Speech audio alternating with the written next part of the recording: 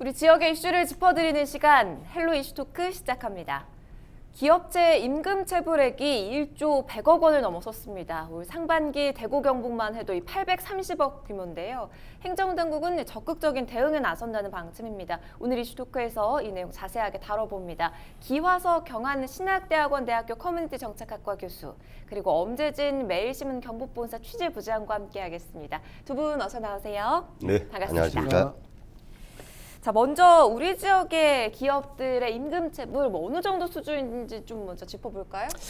예, 그렇습니다. 대구지방고용노동청에 따르면 지난달 말까지 대구 경북에서 임금 체불이 한 830억 8,100만 원 정도로 나타났어요. 네. 이제 돈을 받지 못한 이제 근로자 수도 한 17,857명 정도 나타났고요.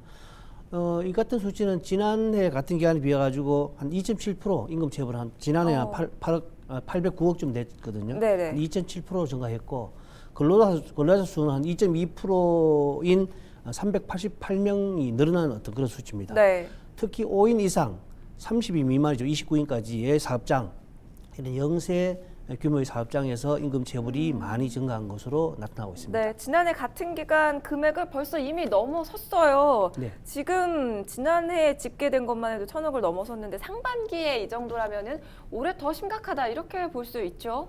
그렇죠. 일단 통계적으로 20% 이상 이제 늘었고 5년 내 최고 수준이라고 합니다. 지금 그 숫자로는 이제 임금을 받지 못한 숫자만 해도 3만 명에 이제 육박한다라는 거고요. 근년에 한 5년 정도의 통계를 좀 참고로 해보면 이게 매년 지금 심각하게 늘고 있는 것입니다. 2014년부터 보면 이제 900억대에서 그 다음에 쭉쭉쭉 늘어서 이제 1,000억대는 이제 돌파를 해버렸죠. 네네. 2018년 그러니까 작년 12월 말 기준으로 이미 1,300억대가 되었다는 거죠. 대단히 심각한 거죠. 또 이러한 것이 이제 이 정도 선에서 스톱되면 참 좋은데. 네. 더 늘어날 가능성은 더 많다라는 것이 참 우려스러운 거죠. 참 네. 명절을 앞두고 좀 상황이 좋지 않아 보입니다. 우울하죠. 네. 네. 이 업종별로 좀 살펴보면 어떻습니까? 그 업종별로는 제조업이 임금 체불이 가장 많고요. 이 증가한 수치로 보면 사실 서비스업이 가장 많이 증가했습니다. 네. 제조업 같은 경우는 414억 500만 원으로 체불 임금 중에 가장 앞서 있고요.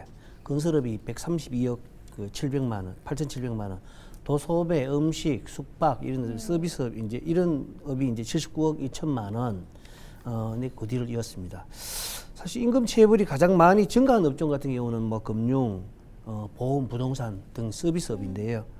해당 업종의 임금 체불은 지난해 7월 말에 41억 5,600만 원이었는데 올해 경우에는 73억 8,800만 원으로 77.7%나 상승했습니다. 이 사업장 규모별로 살펴보면 100인 이상, 300인 미만, 299인까지의 사업장 임금 체불이 38.6%를 차지했습니다. 특히 지난해에도 저지난해까지 비교했을 때도 하여튼 79%나 상승했는데 올해 또다시 77% 이상이 또 상승하는 걸 봐서 굉장히 임금 체불이 심각한 상황이다 이렇게 볼 수 있습니다. 뭐 업종의 구분 없이 지금 다 힘들다 이렇게도 분석을 해볼 수가 있을 것 같아요. 실제로 우리 지역 사업주 중에서는 상습적으로 고액의 임금을 체불하는 그런 사업주가 있잖아요. 이 명단 공개가 되기도 했었는데 대구 경북 어떻습니까? 네, 그 고용노동부에서 이제 상습적으로 이제 체불을 하는 전국 242명을 공개했는데 그 중에서 대구 경북은 21명입니다. 이 퍼센테이지는 8.7%를 차지하는데 네.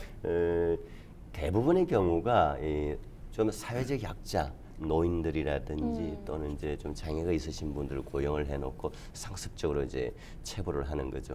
그 중에는 가장 많은 거 어느 단일 기업이 50명한테 거의 뭐 상습적으로 또 이런 경우가 있죠. 이제 소위 말 우리가 이제 일당을 일하는 그 현장 노동자 같은 경우도 많잖아요.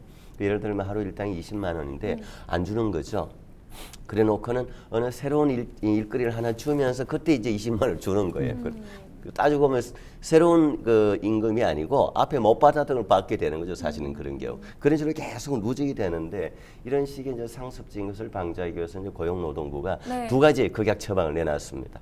하나는 이런 상습 이 기업들 상호 이름, 주소 이런 것들을 공개. 고용노동부 홈페이지에 네. 공개하고 네네. 그다음에 각 고용노동부도 지방 이 청이 있잖아요. 이런 게시판에도 또 관보에도 게재를 하고 또 하나는 이제 이런 사업주에게 이제 신용 제재, 금융 제재를 이제 가하는 그 명단을 이제 이 기업의 명단을 이제 한국신용정보원에 이제 제공을 하는 거죠. 그럼 7년 동안 그것이 이제 관리가 되는 사업주에는 대단히 그 상처가 되는 것인데 저는 필요하다고 봅니다. 사업할 네. 때 뭐 대출 같은 부분에서 이제 규제가 영향을 미치는 있게 거죠. 되는 거겠죠. 네, 네. 자, 뿐만 아니라 이 대구 경북 내 사업장 노동법 위반도 지금 문제로 지적이 되고 있는데 이 부분은 어떻습니까? 그렇습니다. 상당히 좀 많은 그 사업장이 적발이 됐고요. 대구지방고용노동청이 역시 이제 그 상반기에 지역에 이제 취약업종 88곳을 이제 점검했는데 사실 모든 사업장에서 한 가지 이상의 어떤 그 위법 사실을 이제 적발했어요. 네. 특히 이제 그 섬유 제품 제조업이나 병원 등 30인 이상의 어떤 그 업종을 이제 대상으로 조사를 해봤더니 장시간 노동이나 임금 체불 이런 기초 노동 조건을 중점적으로 봤는데 평균 법 위반 건수가 한 개 업체당 7.2건에 이르렀다는 것입니다. 그렇군요. 실제로 성희롱 예방 교육을 준수하지 않았거나 또 취업 규칙을 제대로 명시하지 않은 사업장이 대부분인데요. 연장 근로수당 등 임금 21억 원을 제대로 지급하지 않은 업체도 적발해가지고 이 대구노동고용노동청이 시정명령을 내리기도 했습니다. 지금 이런 임금체불 같은 경우는 심각한 범죄 행위로 규정을 하잖아요. 아무래도 이 생계를 위협하기 때문이 아니겠습니까? 그런데 이 법적인 제재망이 사실 좀 미약한 것 같습니다. 어떻게 보십니까? 5.1중 부분 저는 뭐 동의합니다. 이제 지금 현재 법률은 이제 근로 계약을 명확히 하지 않은 예를 들어서 뭐 하루 1일 일당 고용 계획이라도 서류를 명확히 남겨야 되는데 이제 네. 교묘하게 빠져나가는 이런 상습적인 경우에 법적으로 3년 이하 징역 그리고 2천만 원 이하의 이제 그 벌금 이렇게 되어 있는데 사실 이제 이런 경우에도 명의를 바꾸는 거죠. 명의를. 예를 들어서 A라는 기업이 이제 그 해당이 됐을 경우에 일단 폐업을 하거나 그리고 이제 그건 사업주 그리고 법인 이름으로의 처벌이기 때문에 그 개인의 처벌은 아니거든요. 사업주의 명의를 바꿔서 그렇죠. 법망을 예. 빠져나간다 이런 거죠. 설명이신 그런 거예요? 경우죠. 또 이제 이런 경우 이렇게 상습적으로 이렇게 하는 사람이 있는가 네. 하면 또 어떤 기업들은 중소기업이 참 어려운데도 불구하고 정말 어렵게 대출을 내서 직원들 인건비 급여는 주려고 또 노력하는 또 착실한 기업인들도 많습니다. 더 많죠. 예, 좀 구분은 할 필요가 있죠. 네네. 지금 안타깝습니다. 이런 상황이 임금체불이 점점 늘어나고 있는데 이거 뭐 어떻게 좀 받아들여야 할까요? 원인을 어떻게 좀 볼 수가 있을까요? 임금 체불은 사업주에 있던 이제 의식이 일단 가장 중요한데요. 실제로 뭐 사업주들은 물론 뭐 의식도 중요하지만은 여러 가지 어떤 그 대외적인 경제 사정들을 고려하지 네. 않아서 거기에 편승해서 사업주의 어떤 의식이 굉장히 중요한데 네. 지금은 좀 해마다 이제 그 경기가 좀 어려워지고 있잖아요. 뭐 어려워지고 기업 부채도 빠르게 늘고 있고 이러다 보니까 사실 기업들이 시설 투자를 점점 이제 안 하잖아요. 시설 투자 안 하고 또 이제 그 경영이 악화되면은 또 이제 고임금, 고금리 어떤 대출에 또 의존할 수밖에 없고 이런 악순환들이 계속 되다 보면은 생산성 감소라든지 생산량 저하 이런 것 때문에 그 수익이 나지 않기 때문에 이런 것들 핑계로 이제 그 임금을 체불하는 어떤 원인으로 되고 있거든요. 네. 사실 이런 것들은 이런 어떤 사업주가 이 마음 먹고 임금 체불하는 부분 아까 이제 앞서 기교수님께서 말씀하셨듯이 여러 가지 이제 그 노동 상황에서 그 시스템을 이제 악용해 가지고 그 임금 체불하는 악덕 기업주도 있다 이렇게 말씀드릴 수 있습니다. 지금 매년 뭐 경기 실적이 나아지지 않고 있기 때문에 참 안타깝습니다. 이런 전반적인 상황 때문에 이번에 행정당국에서는 추석 명절 앞두고 임금체불 예방 집중 지도 기간을 운영한다 이렇게 밝혔는데 좀 자세한 이야기를 좀 들어보겠습니다. 대구고용노동청 연결돼 있습니다. 자, 안녕하십니까? 대구고용노동청 조영중 근로감독관입니다. 네. 반갑습니다. 추석 전까지 이 체불 청산 기동반을 운영한다 이렇게 들었습니다. 구체적인 활동 계획을 말씀해 주시죠. 네, 다수의 현장에서 일을 하고 계시고 임금체불 등으로 고통을 받고 있는 근로자분들이 있습니다. 우리 대구 고용노동청 및 지역 내 5개 각 지청에서는 8월 26일부터 추석 전 3주간 체불 예방 및 조기 청산을 위하여 역량을 집중하고자 체불 청산 기동반을 편성 운영하고 있습니다. 네. 체불 청산 기동반은 1억 원 이상 집단 체불 발생 시 현장 대응 처리 및 재직 근로자 임금 발생 제보에 대한 신속한 해결에 노력하고 있습니다. 그렇군요. 조사 결과에 따라서 이 지원 제도도 마련하고 있다고 들었는데 이 부분은 어떻습니까? 네, 우리 청에 신고하였으나 사업주에게 청산받지 못한 체불 임금 등은 조사 이후 소액 체당금 및 일반 체당금을 지원하고 있습니다. 특히 일시적 경영난으로 불가피하게 체불이 발생하였으나 체불 청산 의지가 있는 사업주에게는 체불 청산 지원을 위한 사업주 융자 제도가 있습니다. 사업주 융자 제도는 근로자 1인당 600만 원 한도로 사업장당 최고 7천만 원을 저리 이자로 지원해주고 네. 있습니다. 또한 체불로 인해 생계 곤란을 겪고 있는 재직 근로자들에게 생활 안정 지원을 위하여 저리로 생계비 융자를 지원하고 있습니다. 네. 이번 추석 전 3주간은 이자율을 1% 한시 이나 적용하고 있습니다. 사실 이 임금체불 문제가 오랫동안 좀 지속돼 오지 않았습니까? 노동청에서는 이 부분을 좀 완화하기 위해서 어떤 대안을 어떻게 마련하고 계십니까? 예, 네. 우리 청에서는 금품 체불 신고 사건 접수 즉시 근로감독관들이 유선 및 조사로 청산을 지도하고 있습니다. 사건 조사 시에도 적극적인 시정 지시로 근로자들의 권리 구제를 위해 노력하고 있습니다.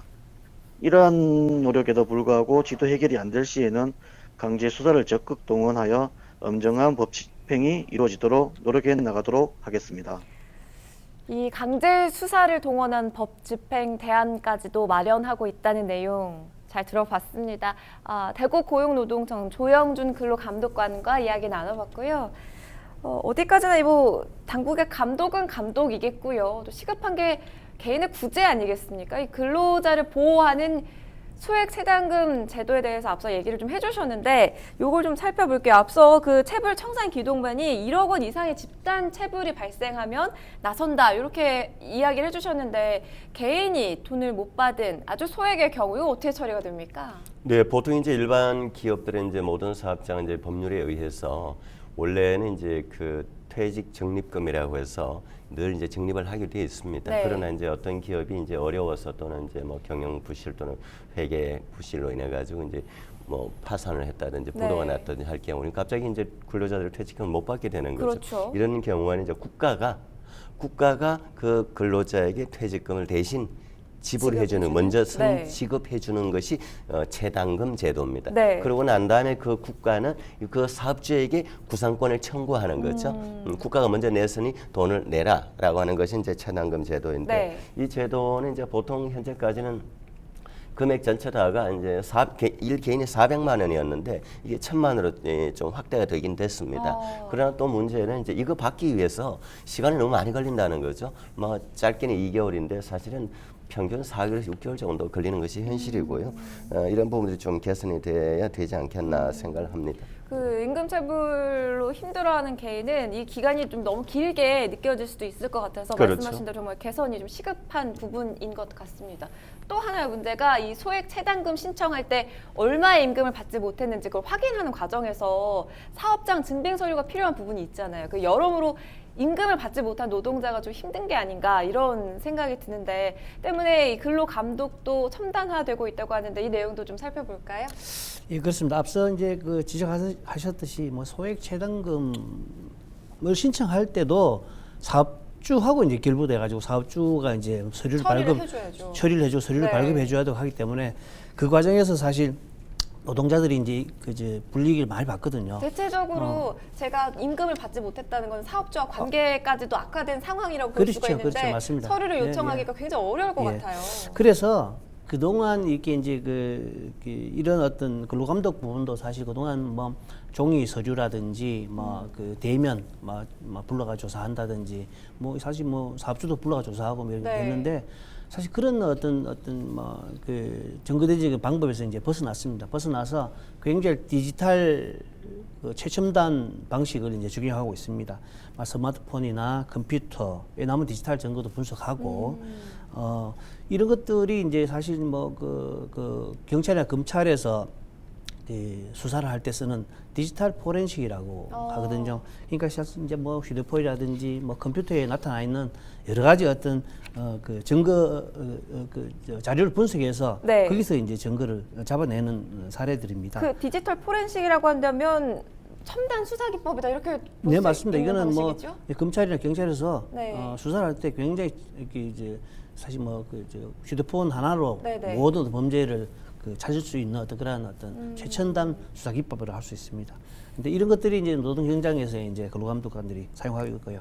사실 실제로 지난해 정보기술 게임 업체에 대해서 이제 그 감독이 이제 조사를 했는데 이 과정에서 1,000만 건이 넘는 어떤 사내 내부망 이 출입 기록을 분석해가지고 근로자 2,000명이 초과 근로를 확인하고 또 이제 연장 근로수당 44억 원을 지급하라라고 이제 그 조치를 취하기도 했습니다. 네. 사실 이제 그 임금 체불 진정 사건이 접수된 한 기업에 대해서도 이런 뭐 출퇴근 기록이 없었잖아요. 이러는데 이제 뭐 그 카카오톡이라든지 문자라든지 이런 어떤 휴대폰 디지털 포렌식 수사를 통해 가지고 그 사실을 확인하고 네.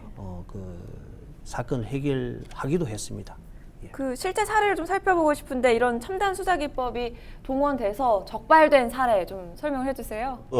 네, 방금 이제 우리 엄 기자께서 얘기한 디지털 포렌식은 이제 우리가 보통 모바일 폰이나 그 컴퓨터 PC 디스크. 컴퓨터에 이제 네. 자료가 삭제되고도 다 그걸 복구를 하는 네, 거죠. 네. 이제 그거와 동시에 이제 최근에 그 A라는 기업체에서 그 직원 중에 이제 임신한 여성 있었는데 임신한 여성에게는 이제 원래 연장 근로를 시키면 안 됩니다. 법적으로. 예, 예. 네. 그러나 이제 회사에서는 임신한 줄을 몰랐다라고 이제 발뺌을 했는데 그 역시도 이제 그 사내 직원들끼리 또는 사내에서 공유하는 이제 메신저 같은 게 다 있잖아요. 네. 요즘은 그걸 또 분석을 해서 그 메신저를 통해서 임신한 사실이 다 알고 있었다. 그럼 거짓말을 거짓말을 한 한 걸 거죠. 밝혀낸 한 거죠. 거군요. 이제 그런 걸 이제 분석해내기도 하고 그래서 이제 시정명령을 내린 사례도 있죠. 네. 그리고 또 이제 임금을 지급하지 않기 위해서 이제 그 명의를 이제 가족 명의로 이제 돌린다든지 뭐 여러 가지 이제 이 사례들이 있는데 이런 경우도 이제 고용노동부에서 자체적으로 개발한 이제 금융정보 계좌 추적 프로그램을 통해서 적발을 하기도 하고 네. 합니다. 이제 이런 부분에 대해서 이제 물론 상습적이고 이 문제가 있는 것은 당연히 엄격하게 해야 되겠지만 한편으로는 이 역시 또 아주 그 건전한 그 기업 행위를 하는 그 기업들에 있어서는 이게 무슨 기업 옥죄기 아니냐, 뭐 범죄에 취급하는 거 아니냐라고 하는 그런 좀 뭐 아쉬움도 있죠. 그런데 임금 체불은 범죄잖아요. 그렇죠. 그런 경우는 당연히 해야 되죠. 네. 그러나 이제 모든 기업들의 이제 무조건 이제 그러한 잠재적으로 잠재적으로 자 범죄자 그렇게 이제 관찰을 취급하는 하고 걸. 하는 거는 그 문제가 있는 거죠. 예. 근데 그 이 임금체불 같은 경우는 개인의 생계와 관련된 일인 만큼 좀 감시망을 더 철저히 해야 한다.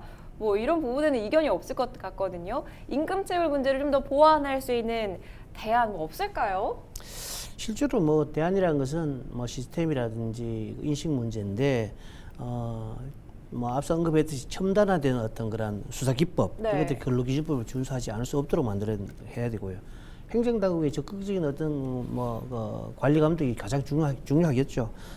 근로감독 간의 노동 의지에 따라 가지고 노동자의 권리가 사실 확보될 수도 있거든요. 그렇기 때문에 또 한편으로는 지금 현재 여러 가지 아까 이제 언급했듯이 여러 가지 이제 그 법적인 처벌 기준이 상당히 미약한 부분이 있기 때문에 네. 강력한 법망을 좀 이렇게 다시 한번 확인시켜서 그 사업주들이 이게 대해서 이제 좀 두려워할 수 있게끔 강한 의지를 가질 수 있도록 해야 안 되겠나 싶습니다. 강한 처벌 말씀하셨는데 기 교수님도 한 말씀 짧게 해주세요. 네네. 그 건전한 사업주에게는 그 충분한 보상을 해주되 정말 악의적으로 경영이 어렵지 않은데도 불구하고 악의적인 이런 기업들한테는 상습적인. 그렇죠. 이제 뭐 벌금이라든지 그리고 이제 이 형법상의 집행 그 범위를 저는 또 확대해야 된다고 생각합니다. 네. 자, 지금 추석을 목전에 앞두고 있습니다. 대대적인 감독을 예고한 만큼 그동안 지지부진했던 임금체불 문제가 하루빨리 좀 해결점을 찾아야겠고요. 법망에 따른 적극적인 행정 집행도 필요하겠습니다. 자, 이슈토크 오늘은 대구경북의 임금체불 문제 다뤄봤습니다. 함께해 주신 두 분 오늘 말씀 고맙습니다. 네, 네. 감사합니다.